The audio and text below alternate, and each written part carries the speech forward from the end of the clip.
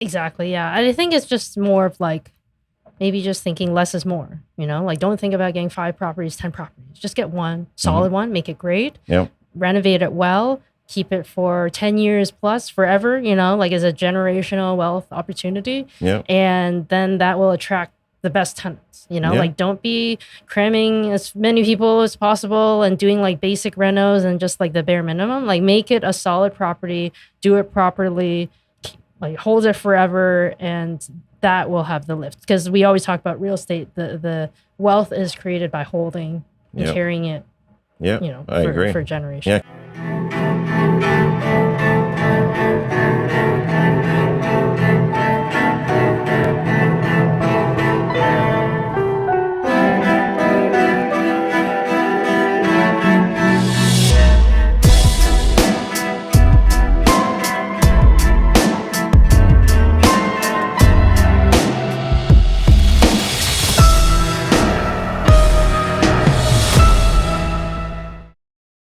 All right. Awesome. Victoria Suen. Yeah. Suen. Yeah. Okay. I should know this by now. It depends on, I guess, I think if it's like Chinese and it's like soon. Right. Okay. People in my family also say like Suen.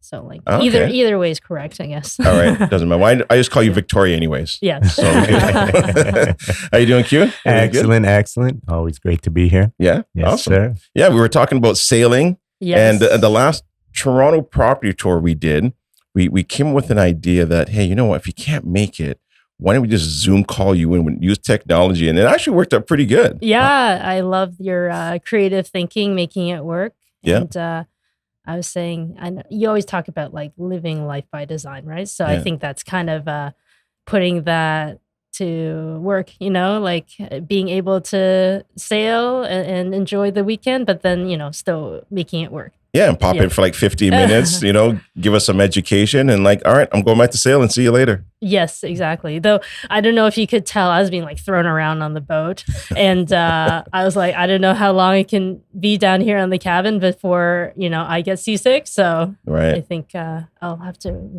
build my endurance. Let's say. Yeah. Any big plans though with the sailing? We'll call it sailing career. Your new I'm world be that a you're. captain. Yeah.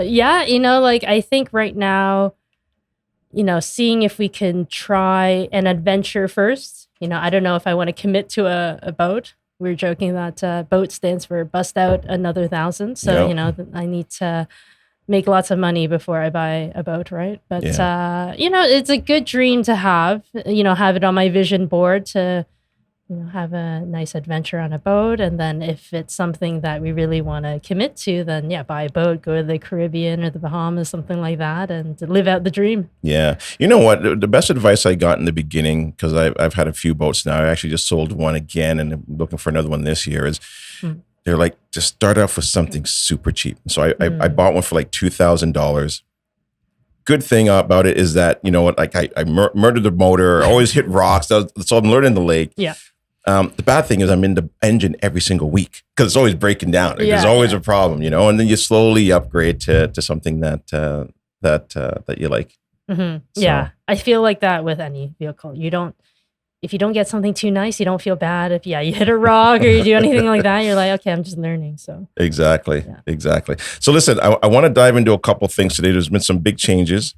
Sure. You've been at the forefront of it as well too, and so I want to dive into like some of the zoning changes that's happening. Mm-hmm. I want to dive into the problems that you see. What are some of the big issues and hiccups, and then also kind of like what's new? What is new for Victoria? What's happening with your business, and where do you kind of see the vision of what you've been building?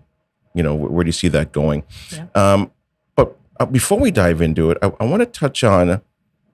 How did BuildX Design start? And what were you doing prior to that? Because you were with an architect company prior to that? Yes. Yeah. So before I started my company, BuildX Design, I was working at an architecture firm. That's part of the path to licensure in being an architect in Ontario. Yeah. You have to, get a master's in architecture. You have to write your exams. You need to get almost 4,000 hours working under an architect, and you need to log hours within certain categories to ensure that you're experienced enough to take on a project from beginning to end, right? Okay. Anywhere from design to construction documentation, right? Putting together detailed drawings for building permit and getting things constructed. Contract admin, so that's like in the construction process, being able to advise and provide support to the general contractor, learning about contracts and project management. So all those hours, and then once you log them, then you can become an architect. And I was working at a firm, and then they came to a point where I had all my hours, I was ready to get licensed, and at the same time I was investing in real estate and I was doing conversions for myself. And people asked me for help. I had my BCIN, so I helped people on the occasional permit. I did my own permits, and then when I was about to get my license with the OAA, the Ontario Association of Architects, it was kind of like at this point where I had to decide. I had to either register my license and kind of go on it my own, or kind of continue working in like the corporate world with like the architecture firm I was with. You can't really do both because there's like professional liability issues. You can imagine like if there's an issue with a building, who's the architect responsible? Is it this firm or is it that firm? Right. So there needs to be clarity on like, who are so you can't move, you can't be moonlighting. Yeah, no moonlighting allowed. I talked to the association and, I was thinking like, yeah, that makes sense. And even if there's a gray area, I don't want to, be put in that situation. So was that nerve-wracking? What, being in that situation? Well, no, but I mean, like moving into your own space now and building your own clientele. For sure, yeah. But I think it was somewhat easy for me to decide because it's like, okay, I'm always like, what's my next step? So I became licensed, and then I was like, okay, either climb the corporate ladder or, I didn't see enough growth opportunity, and like I'm just really excited about like learning things. And like I felt not that it was the firm I was at, it's just the nature of like you kind of get pigeonholed, like this is what you need to do. We don't want you to learn about business or marketing, all these things. Like you're hired to do your job. So I was like, I want to learn about like growing a business and what it takes to like find clients and it just wasn't, scratching that itch. So I was like, okay, I'm going to give this a shot. Worst case, I can go back, work at another architecture firm. Like, I don't think that's at risk. And it was a great opportunity for me to not only start my own business in architecture, but like merge the two worlds of like real estate investing, design, architecture, and then helping people do the same. Yeah, and the cool thing about doing it that way, and thanks for sharing that, is that you then get to wear multiple hats, and you get to see what it takes to be a marketing company. Yeah, you get to see what it takes to do maybe budgeting and like everything that's involved in it, and then you can say, I don't like this piece, I don't like that piece, I like this piece here. I'll maybe keep that, and then I'll kind of hire that part of the business out. Yeah, exactly. And I've always liked to wear multiple hats. So even the messiness of starting a business, I enjoyed it. And then, like you said, you kind of find what you enjoy the most, and then you can like hire out and delegate. Yeah. And I think that's the biggest part that I love about like doing business is like, it's all on you in a way. Like you kind of learn your weaknesses and you're like, oh, I have a lot to like grow as an individual. Yeah. So I think that has been really interesting for me. It's like how much I need to work on myself in order to be a better like business person. Yeah, for sure. And I think, and correct me if I'm wrong, but I think the two spaces that I see you excel very well in is obviously the architect and design piece, right? But then also too, being able to help an investor understand their numbers, which I think is also important as well too, as opposed to, well, hey, look, I'm just an architect. Yeah. I think you actually encompass that very well. Yeah, and I think like just asking the right questions. I'm not one to define your strategy or your numbers. Everybody has their own investment approach. Yeah. But being able to like, oh, are you like, here's an opportunity. Do you want to take advantage of that? Like adding more units, or hey, this is going to cost more. It's great, and kind of outlining the pros and cons from both like a design but also an investment perspective, and then ultimately letting our clients make that choice. But it's like a very informed choice, and like being able to see it from multiple angles. Yeah, for sure.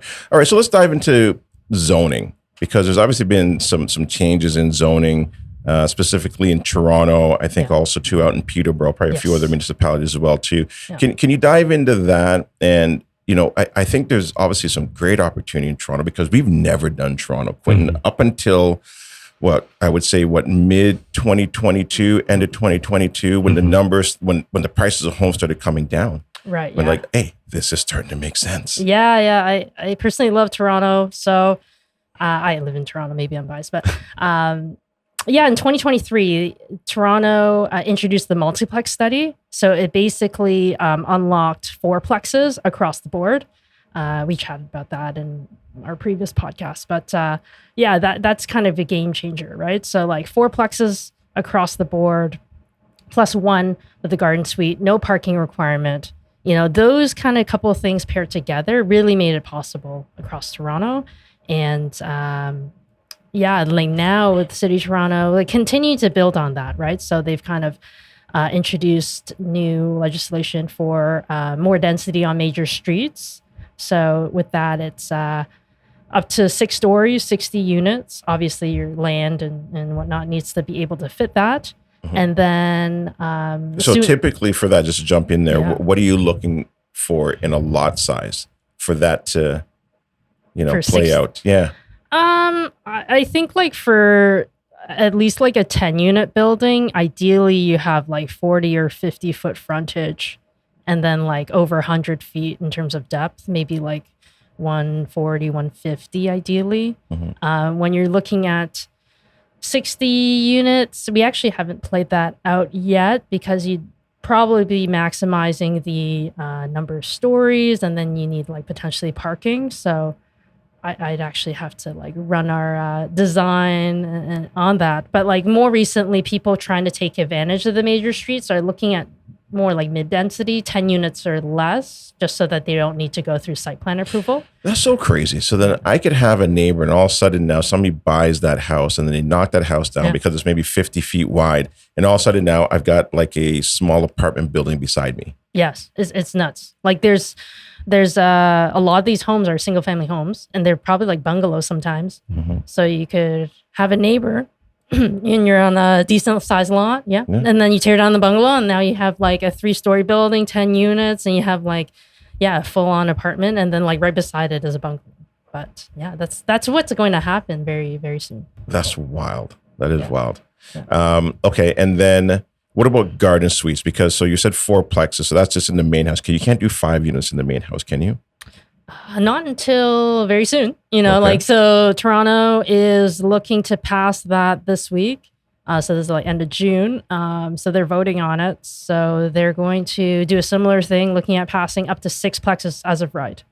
So, and then that'd be a 6+1. So right now we're doing 4+1. So the +1 is the garden suite or the laneway suite. So 7 units. Potentially, if your lot is large enough to like fit it. Right. Yeah.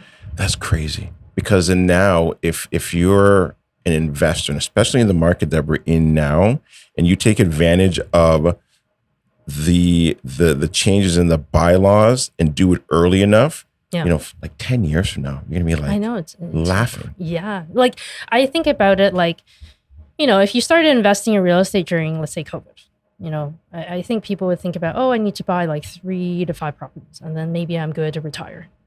If you look at Toronto right now, you just need one, like if you just, and then maybe just like you and your friend, you just need one together, like it's the amount of value and leverage in going from 1 to 5 or 1 to 7. It's just so incredible. And then on top of it, it's Toronto. So like top city in Canada that, you just need one.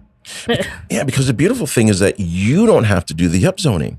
Yeah, exactly. You're just taking advantage of it. Yeah, like so the city is essentially increasing the value of your land, but you're buying it at prices right now like it's a single family home. Right. So that is incredible. Like I was saying that, developers, they do it on a greater scale, but they rezone land to add more units, which increases the land value.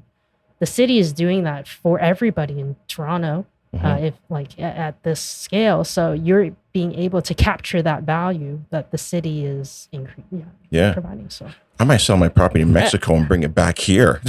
Yeah, right. It's a 7x. Like if it goes 6+1, it's 7x technically in land value, and there's going to be a lag because, people need to develop it before this land value is realized.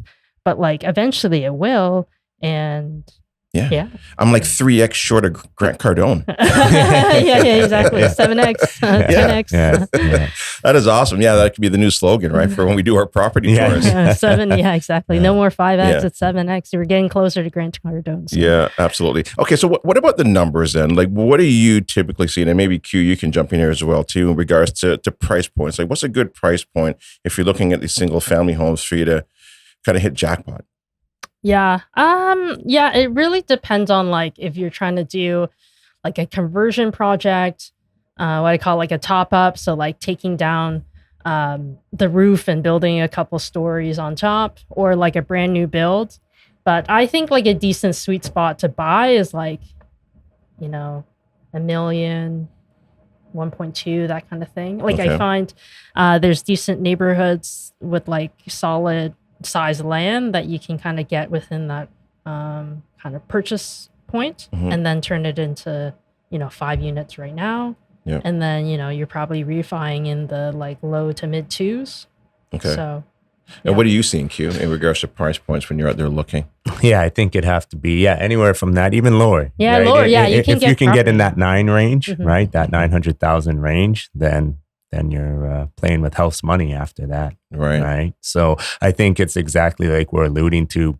The market doesn't see it that way. They're just saying, here's a rundown. Here's grandma's house that's run down as a single family and it's on the market. So it's only people with this mindset and perspective that see it as a steal. A regular homeowner is, oh man, I got to do so much work to move into this house. So they're looking at it from a different perspective. So it'll be very interesting to see how these neighborhoods change. Like we said, okay, you buy this house and do that. Now the neighbor's like, I don't want this in my area. Let me get out. Right. So it'll be interesting to see how it all plays out. Yeah. And I think in my mind, like it's an inevitability, right? Like the price point is not going to be there to like, we're not going to increase the value right away. Right. Because it requires a lot of these kind of developments to come into play, the appraisal values to come up, some sales to come up. Who knows? It might be, 5 years or 10 years down the line, but it's going to happen because like this will be the default, right? A 6 unit, if that gets passed, or a 7 unit. And then that will be the baseline. So if you kind of think of it in maybe the counterpoint would be like anyone looking for a single family home, 5 years, 10 years, they're going to have to buy at a much higher price because that's when people will start baking in like, oh, you could turn this into a 4-plex, a 6-plex, a 7-plex. They're not going to be selling it for like sub 1 million anymore. Yeah. And, you know what's incredible as well too is I know so many, here's what I love about the market right now. And this is where sophisticated investors really take advantage of the market that we're in, is that so many people are like, okay, well, we got to get it a Canada, or we got to get, not Canada, but like Ontario because of the landlord and tenant board. Listen, that fear has always been there. When I got in 2008, that was always a problem. That was always an issue. It always comes down to how you properly screen your tenants, right? That's number one. Yes, okay, things have changed a bit, and I get it that there may be a few more nasty tenants out there, but if you do proper screening, most people want a good home to live in. Number two, a lot of people are moving into the U.S. now. To me, this is a great opportunity. I guarantee 10, 15 years from now, people are going to look back and like, why didn't I stick here in Toronto and pick up a good, solid property in a world-renowned city? Exactly, yeah. I think it's just more of like, maybe just thinking less is more, like don't think about getting 5 properties, 10 properties. Just get one solid one, make it great, renovate it well, keep it for 10 years plus forever, like as a generational wealth opportunity. And then that will attract the best tenants, like don't be cramming as many people as possible and doing like basic renos and just like the bare minimum. Like make it a solid property, do it properly, like hold it forever, and that will have the lift. Because we always talk about real estate, the wealth is created by holding and carrying it. I agree. For generations. Yeah, because I've sold a few properties, and I'm like, why? Now, look, I was able to do a few other things with the funds that came in, but yeah, I mean, anytime you talk to somebody who's a real estate investor, like, I shouldn't have sold that one, or I shouldn't have sold that one, right? Because it's that long-term play, and that hockey stick curve is where you miss out after that 5 or 6 years you've had it. Yes, exactly. And I think we'll truly see that with like some of the upzoning in Toronto, right? Like you do it and then you get most of your money back, or you kind of cash flow and you're riding it out. But like naturally, as the city recognizes that you can make a sixplex potentially, right? Yep. Like the land values are going to increase on top of the fact that, like your real estate's going to increase in value. So you have just multiple things that will carry you forward and increase the value of your property. Yeah. Now, what type of homes can we do these in? Can you do these in townhomes in Toronto? Or is it semi-detaches? Yeah, you can do townhomes, semis, detached. The bigger the land, the bigger the building, the more faces of the building that we can work with, the easier it is on your, designer, on art or architects, is for like turning it into multiple units. We have to think about the building code, like exiting windows for like bedrooms and living rooms. Right. So like the more kind of space that we have to work within, it'll just be easier for us to think creatively. Right. And then parking is not an issue anymore, is it? It's not required, but I think as you get into certain neighborhoods, it might be something that you'd still want to consider. And I think that's where, working with a team like you or whoever's doing the leasing is very important. It's like, okay, who's your ideal tenant? Are they driving a vehicle?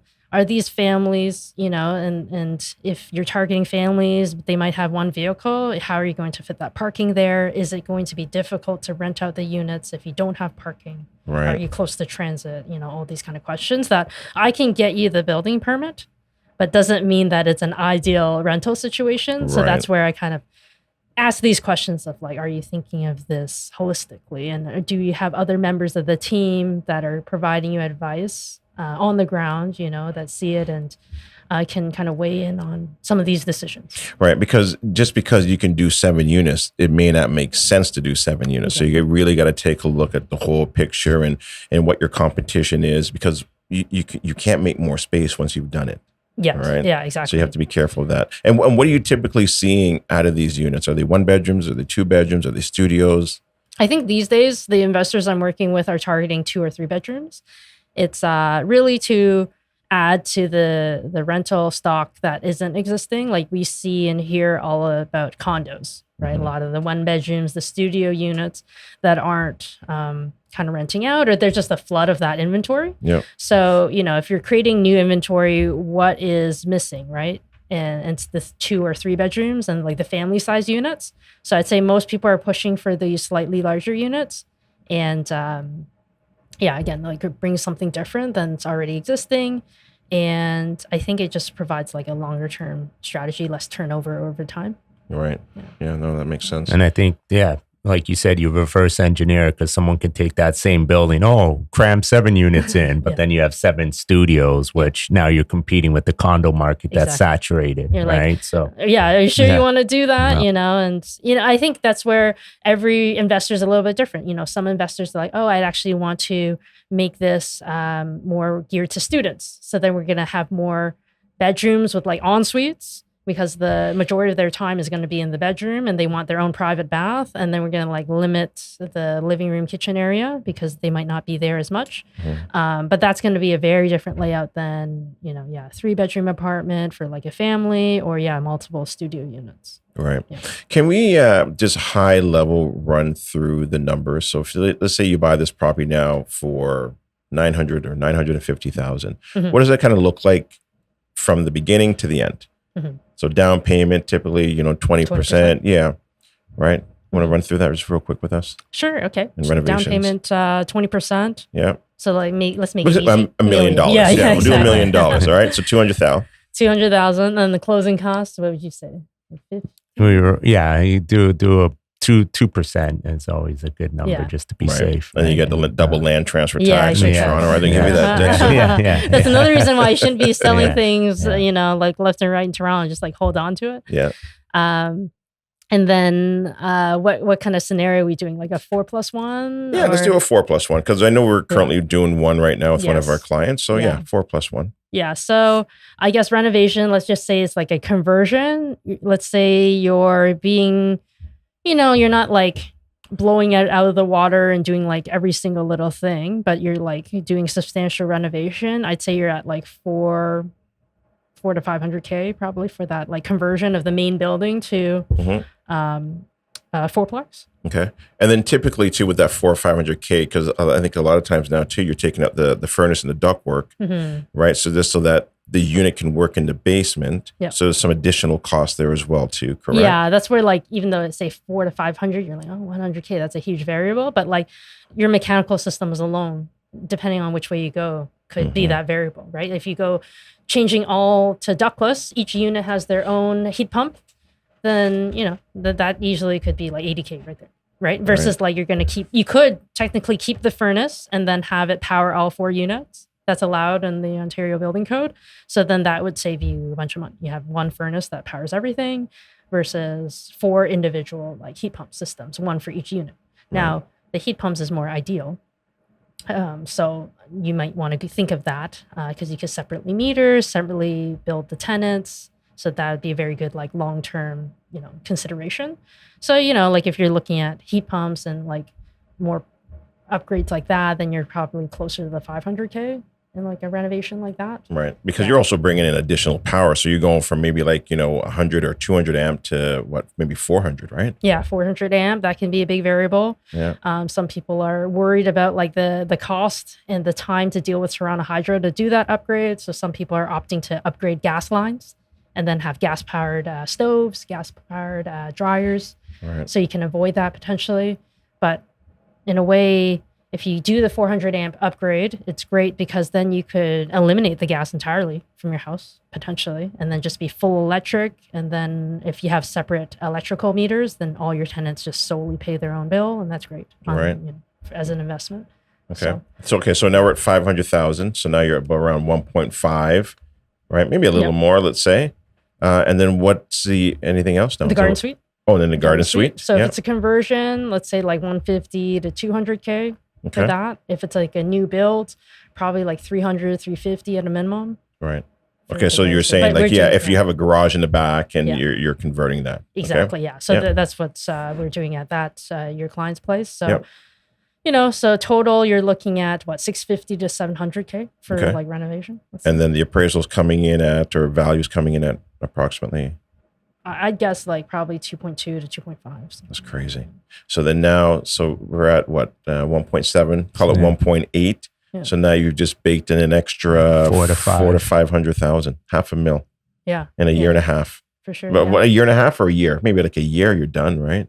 With like permits and the way we had to do it, we had to kind of do it in multiple permits. I'd say like a year and a half, but the city is streamlining that. They're looking to do that. So you could do the 4+1 all at once. Yeah. So it could be like a year to year and a half kind of process. Yeah. That's but incredible. Again, I think of that as, you only need one. Right. Like if you think about how incredible the opportunity to like increase the value and just have a cash flowing asset, and then ride this wave of like value that's being created. Like, you just need one. And if it takes a year and a half, just put in that year of work and then you're solid. Yeah. And the thing too is that even though you're saying like, you put that year and a half of working, if you're an investor, you're not really doing anything. I'm calling you.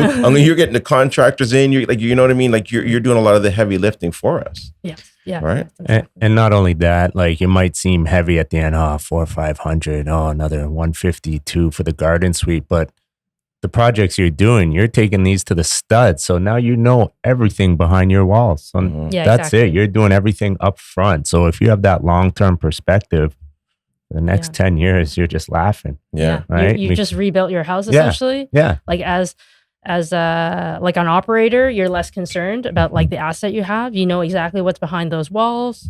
You're not buying someone else's renovated property. You don't know if they skimped out here and there.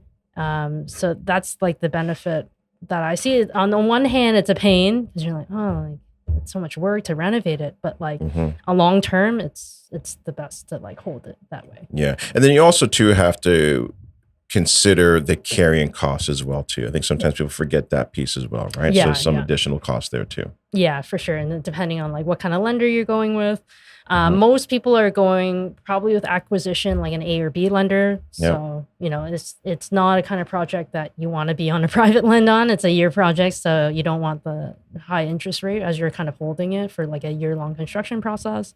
But yeah, minimizing those costs where possible. Yeah, for sure.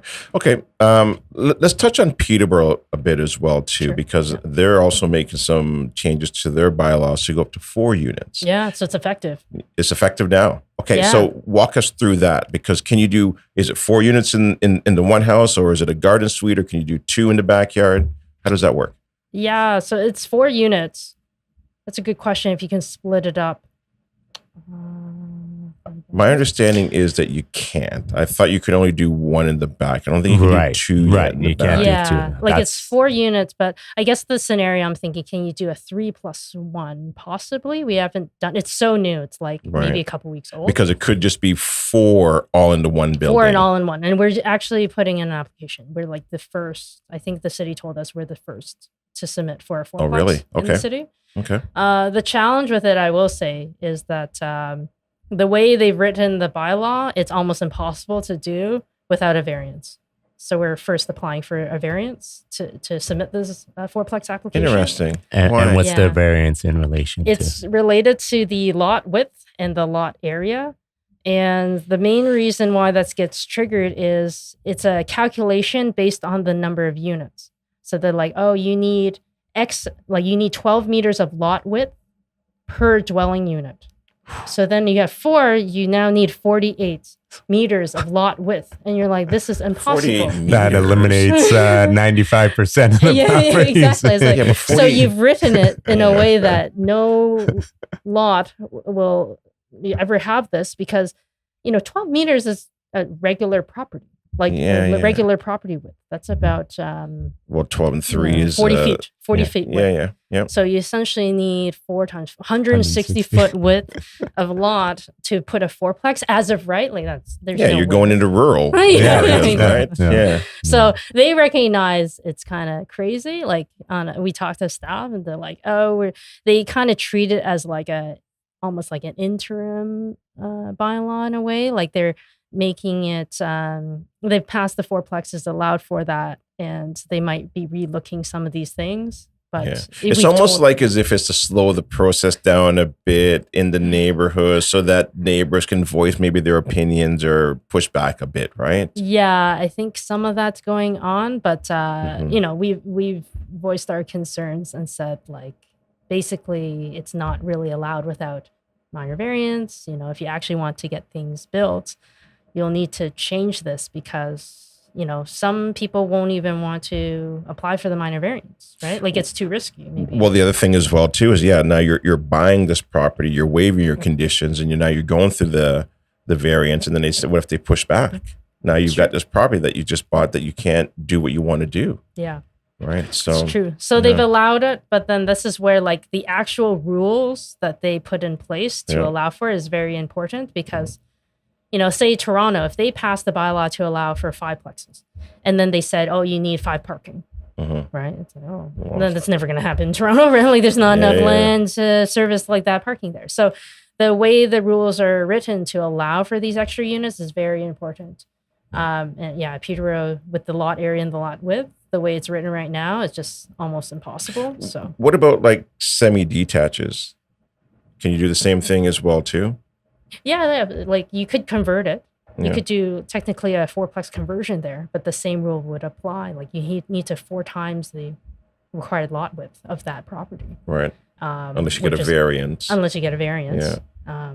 So, I think it's definitely something worth looking to if like people already have property and are willing to like go through the variance. Right. It might be a little risky to acquire property with the intention, like for sure you're going to get this through minor variance. You definitely want a plan B, but that being said, Peterborough allows for like a duplex plus a garden suite, like 3 units. So, it's not so bad still. Like as a plan B, you can still have 3 units. Right. Yeah. So you can't get the 4th, but you can get the 3rd. Yeah. Right. Yeah. So I wouldn't say that, you would not move forward. It's like, hey, look, I can at least get to this and possibly more. Exactly. Yeah. Would you recommend, if you're doing a garden suite, to do a basement? I think I'd run the numbers. It's like, what do you intend to do with the basement? How much does the basement cost? I think it's easily running, like depending on the size of the garden suite, like another 70 to 100 grand on it. You're like digging and excavating like a full depth. So, like right now, depending on the municipality, you might not be adding another unit there. So it's additional living space. And I think most people doing it are essentially just banking on that municipality eventually allowing 2 units if they don't already. They're rolling the dice. Exactly. Yeah. A little rough in behind this wall here for another kitchen. If not like doing that right away without me knowing. Yes. Or, the drywall covers it up, Victoria. That's okay. Like some municipalities allow for 2 units, like London, Kitchener. Okay. Yeah.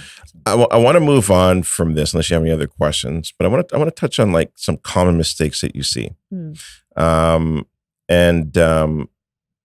Looking back at what you have seen with some of your clients, what are some of the big mistakes that you see your investors making, or maybe some mistakes that you've made along the way as well? Sure. Yeah. I think knowing the particular city. Like Toronto, for example, like some considerations that we think about in Toronto is very much like a Toronto thing, even though it exists in all cities, it's just like not as much a consideration. So for example, is like emergency access and like having an exit path. It's particularly important in Toronto because the houses are just so tight together. But like sometimes we don't have like an official walkway on the side. So if I'm trying to propose a unit that has access off the back and I don't have a proper width or path from the street all the way to the back, I can't propose that in my design. So then that will limit what I can do. Is there a certain width that you need to have? Yeah, ideally it's 900. And then for a garden suite, you need a meter. So like if you just generally just put a meter and then we need that width. Otherwise. So 3 feet approximately. Yeah, approximately. And then I think you also have to take in consideration as well too. I guess sometimes in between those houses, a part of it is your neighbors as well. Exactly. And so people just measure from brick to brick and they're like, okay, I got 3 feet. And this is where it's important to bring that designer in or, an architect. Exactly. And then if you don't check for that, then, we come in and we're like, oh, we can't, we can't add as many units as you might have thought. And we need to consider this differently. But I would say I've encountered fewer of these situations. I feel like investors are pretty savvy in like they're making, say, $1 million investment. They're more willing to like reach out to like professionals to see like, hey, is this all checked? Like before they pull the trigger on $1 million investment, they're like, okay, I'm going to make sure it checks all the boxes. But you can imagine like in Peterborough, like making sure you have 3 feet, like that's not really, common that you're so tight to the other house or your property line that's going to even be an issue. Yeah, Peterborough's got so much land. Like, I mean, like, I don't even know what the percentage is. What, 70% of the homes out there are detached, would you say? Yeah, because they didn't have any real big developments. It's only now that new subdivisions in this more dense world is coming into play now. Yeah, right. Yeah, exactly. Yeah. What do you see the risks with all the changes that are happening from like in regards to the multifamily, the additional dwelling units? Do you see any risk there? And where I'm going with this is because I know the big thing was we have a housing shortage. There's a lot of homes out there right now. Do you think we can, and also too, some builders have pivoted from building condos to now going into purpose-built apartments. Right. Do you see potentially an oversupply? Yeah. Because it's starting to look like we might have that issue. Yeah.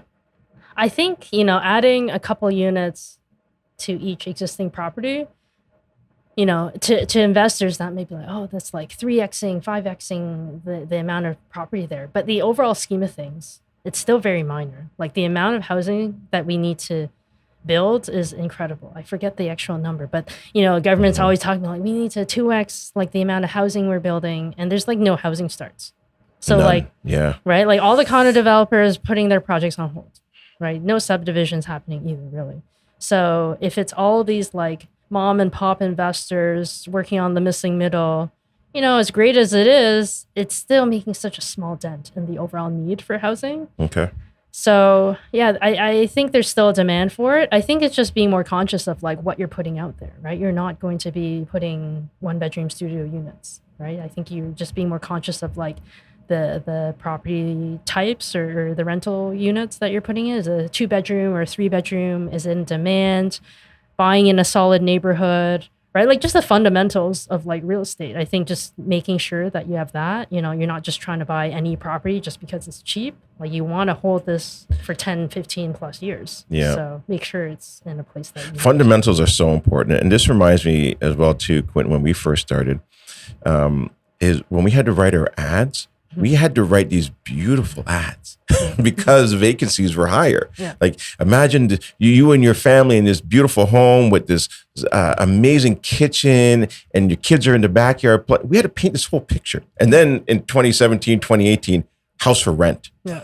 Because there was no housing. Right. Tears on the driveway. Well, I didn't get it. Yeah, people like lining up. Yeah, right? lining up. Yeah. So you're right. Like you have to be very purposeful now when you're going into these type of investments that you're building something that tenants want or families want. Exactly. Yeah. And, if you're thinking, even if there's competition within this like space of like middle density development, then think ahead. Again, like don't try to squeeze as many units. Think about larger units or who you're trying to rent to. Have good layouts. Put decent quality finishes in there, even slightly above what you're seeing in the rental market. Because if there is oversupply, let's say, it's always the best located ones that will get rented out, the best quality, and the best like design layout, right? Those will get rented first, and then all the ones that are like subpar, those will be the ones that are hard to rent. Yeah, for sure. What about sewage? Have you ever had any kind of discussion in and around sewage, meaning that, let's say now you've got a neighborhood and 5 or 6 neighbors now put in 4, 5, 6 units. That's a lot. That's a lot of mess going down them pipes. Has anybody ever looked at that? Does that ever come up? Or it's like, no, the city's like, no, don't worry. We can handle it.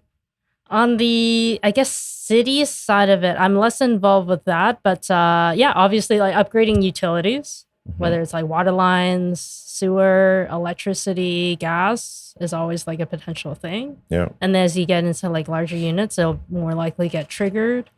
And then if you get into like larger upgrades, then you're more in the commercial territory, and then that gets expensive, right? Like we talk about the difference between a 200 amp panel or upgrade to a 400 amp. It's quite significant. And the same can go with plumbing, like water service from a 1 inch to if you need like a 1.5 inch, and if that requires a city upgrade on their side, they're saying then, that can get expensive. So as we creep into, 6 units, we're kind of moving into the territory of like commercial real estate, which requires commercial infrastructure and like commercial kind of like consultants or like consultants that are involved with larger buildings, and then like dealing with the city and that. So sewer for sure.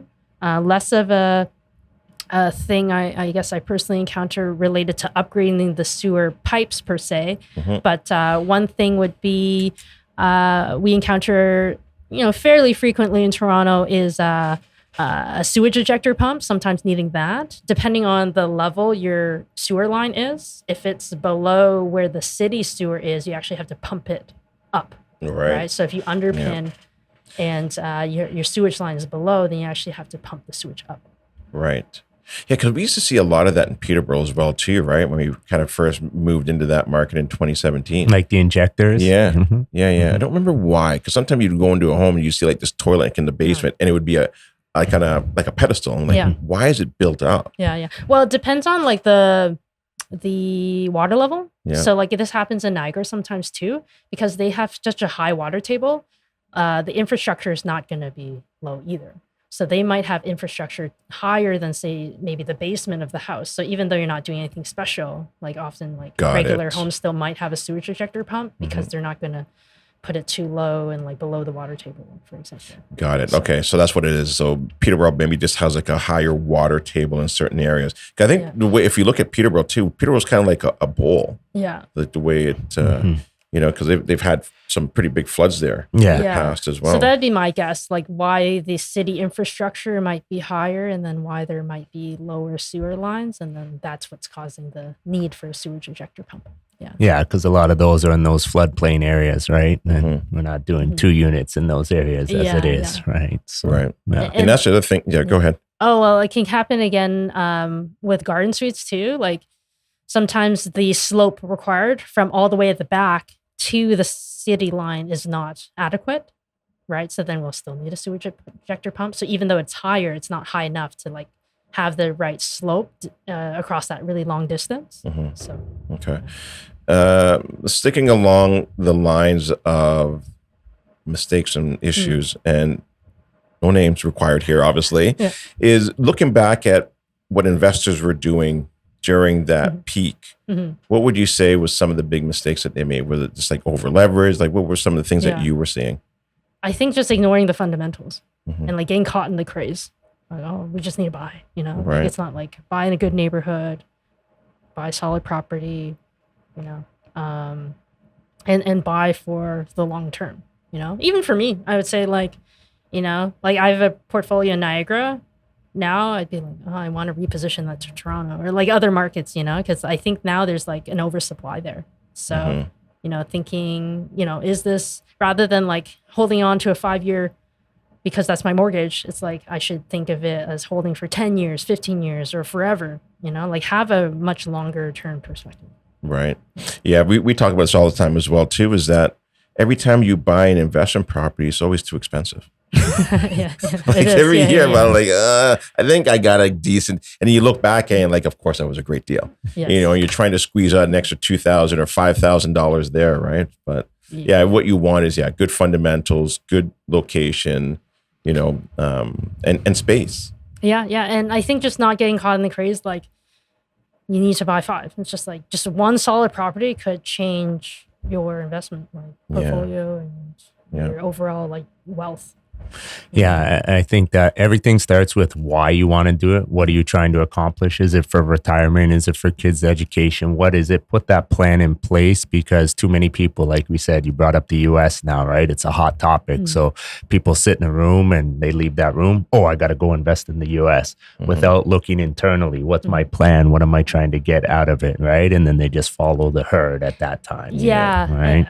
To build on that, like I think there's a lot of that in COVID, just like this strategy and this is like the new shiny objects, like multifamily and then Airbnb and the flips, and like I think just being so easy to catch on to the next craze. But like I think just thinking about yourself, what are your goals, but also what are your key advantages?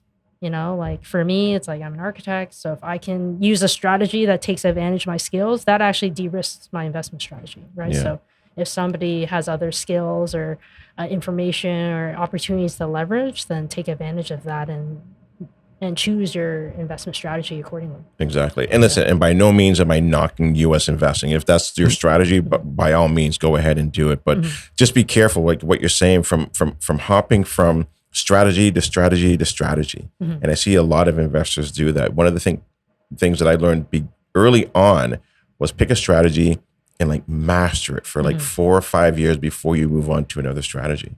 And it was probably one of the best tips that I ever got.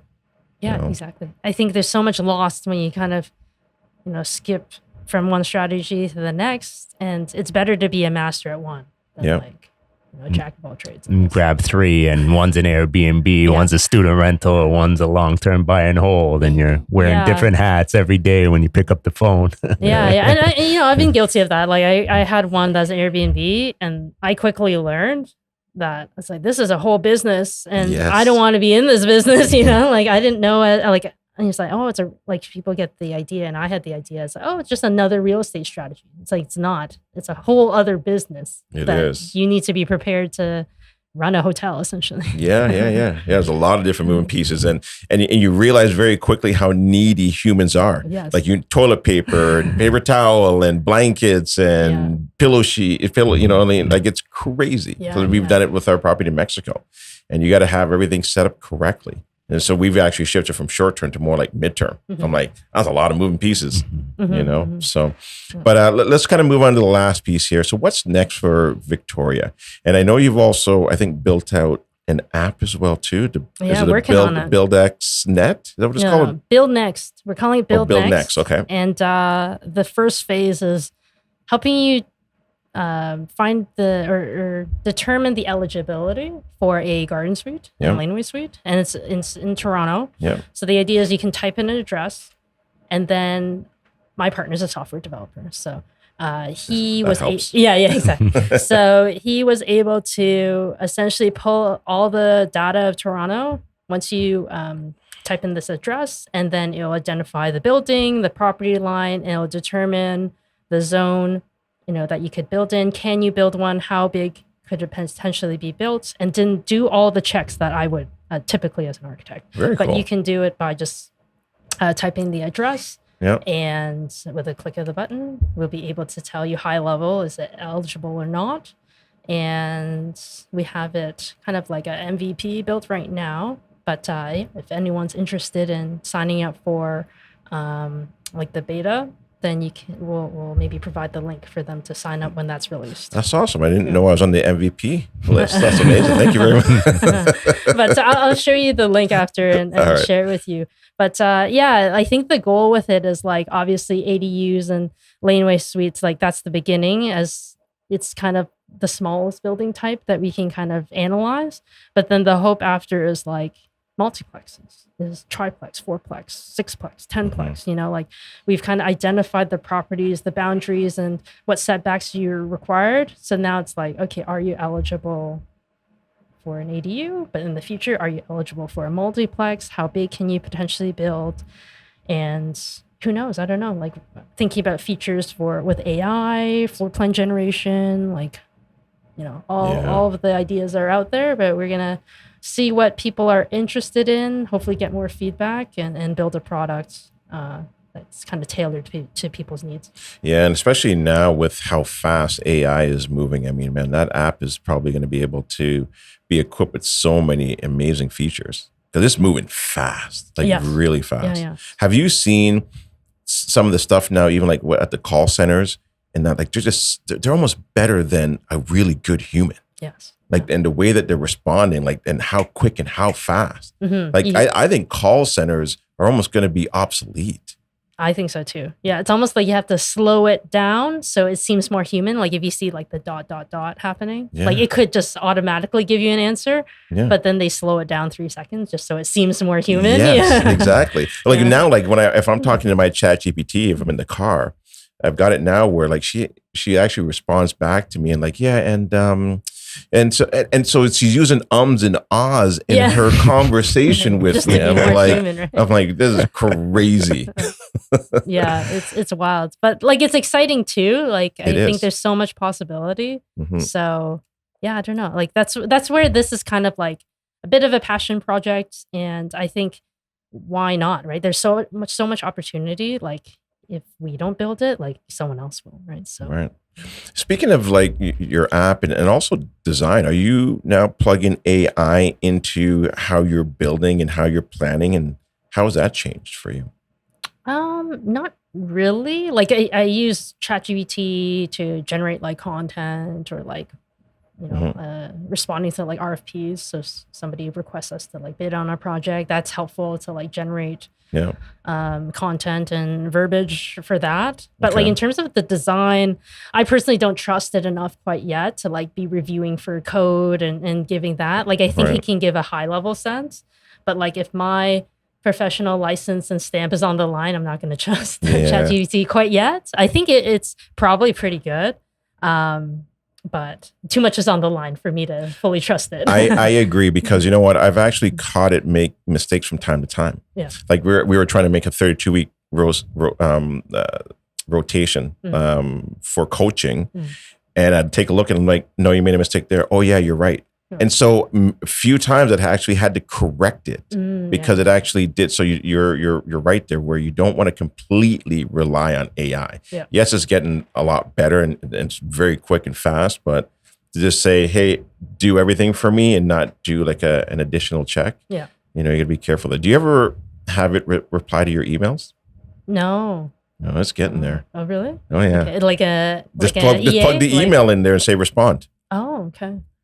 It'll just respond for you. I've been on the receiving end of somebody as like, I don't quite understand this email. And then it was formatted in a way as like, oh, I can tell that they ran it through ChatGPT and they like copied the almost the prompt part. And then I was like, that's why it didn't make sense, because I was like reading the prompt and then the response. Right. And also too, if you're using Gmail, I think they have their own version, which is called Gemini, I believe. So now Gemini within Gmail will actually now do the response for you as well. Okay. Yeah, it's wild. It's going really, really fast.